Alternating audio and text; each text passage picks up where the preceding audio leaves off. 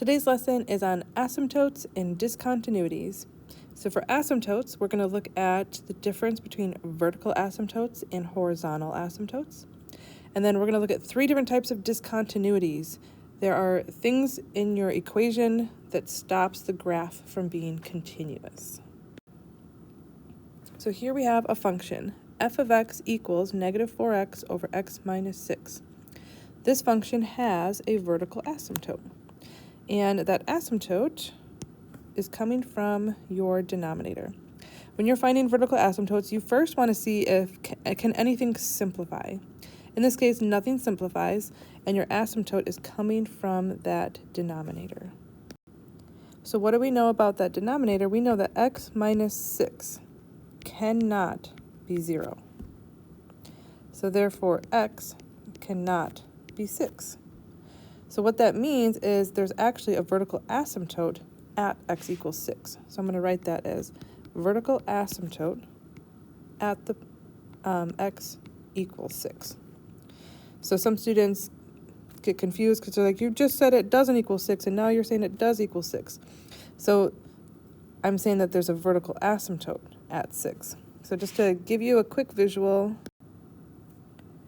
at 6, there is this vertical asymptote.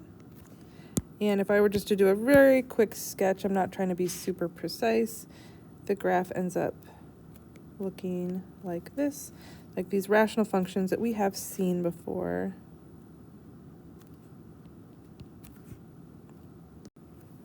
Okay, so here's example 2. F of x equals x plus 4 over x squared plus 2x minus 8. First thing you want to do is see if something can simplify.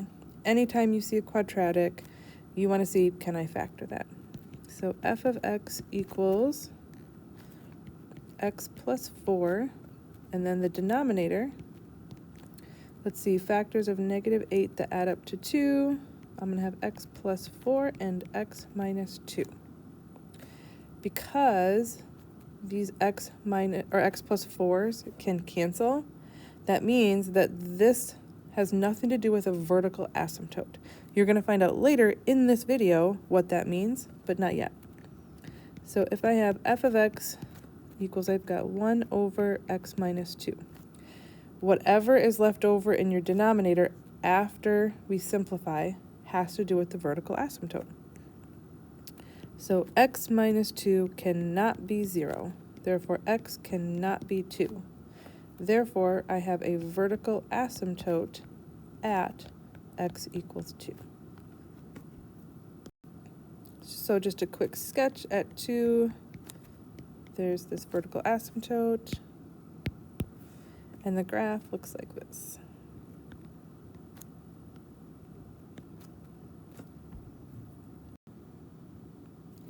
Now we're going to look at a horizontal asymptote.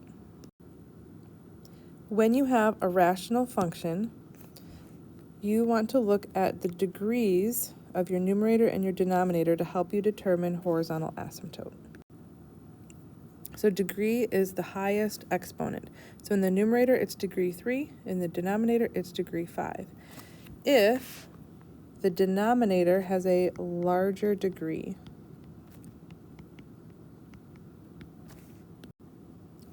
so right away, that creates a horizontal asymptote, and it's a horizontal asymptote at y equals 0.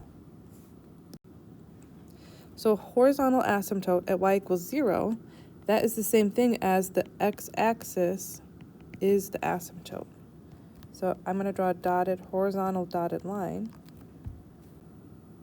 Now this graph is also going to have a vertical asymptote at 0, but right now I'm just really focused on that horizontal asymptote. So the graph is going to look like this. Those rational functions that we're kind of used to. But we're just focusing on this horizontal asymptote. As you approach infinity, it's going to get closer and closer and closer to 0, but never touch it, never cross it. And that's from both directions. Okay, here we have another example. 3x squared plus 7, 4x squared minus x plus 3. Same idea that we have to look at the degree, but this time both of them have the same degree too. when you have the same degree in the numerator and the denominator, your horizontal asymptote is going to come from your leading coefficients, this ratio 3/4. So you actually will have a horizontal asymptote at y equals 3/4. So what this looks like is, okay, 3/4 would be right here. We have a horizontal asymptote here. Now, this graph ends up being a little strange, but we will have our graphing calculators with us to kind of help us through this a little bit. What it does is actually does this. But as you can see, this horizontal asymptote, so this graph will forever and ever get closer and closer to that dotted line, but never touch it and never cross it. Okay, so the first part is just knowing the difference between a vertical asymptote and a horizontal asymptote. Now we're looking at discontinuities, things that are happening that stop our graphs from being continuous. Well, a vertical asymptote stops continuity. And this is also called an infinite discontinuity, but really we usually just use the term vertical asymptotes. So here's our function, x over x plus 2. Nothing can simplify. So after you've decided nothing can simplify, we have to look at that denominator. X plus 2 can't be 0, so x can't be -2. Therefore, we have a vertical asymptote at x equals -2. So -2 is creating a discontinuity in our graph. And then to get the full graph, this also has a horizontal asymptote. The horizontal asymptote, they have the same degree, so the coefficients are 1. So y equals 1.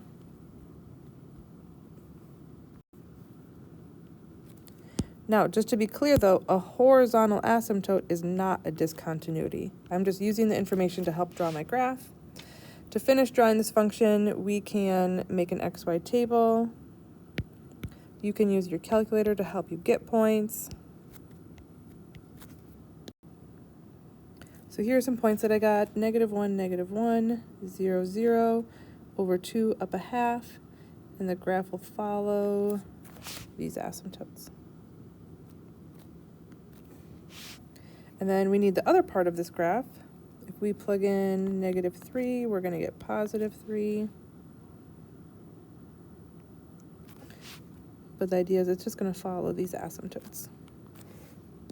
So the big idea is if I'm tracing my graph, I'm tracing this, and I can't get to the other graph without lifting up my pencil. Therefore, there's this discontinuity. Vertical asymptote is the problem.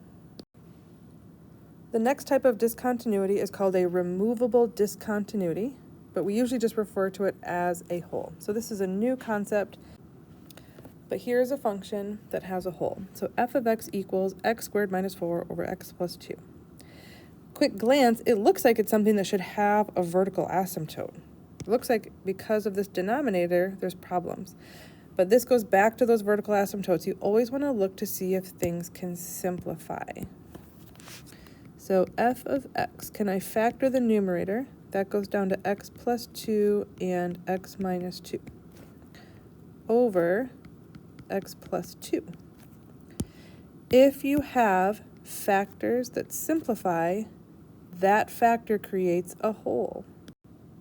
So even though this function simplifies to just x minus 2, we still have this variable in our denominator that causes a problem. So we still have x plus 2 cannot be equal to 0. Therefore, x cannot be equal to -2. So here's what happens. Look at, after these cancel, what do you have left over? This is just a linear function. Let's just graph it. It's just a straight line.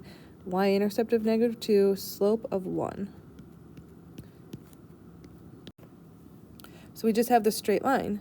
But because of this denominator, at -2, let's find -2.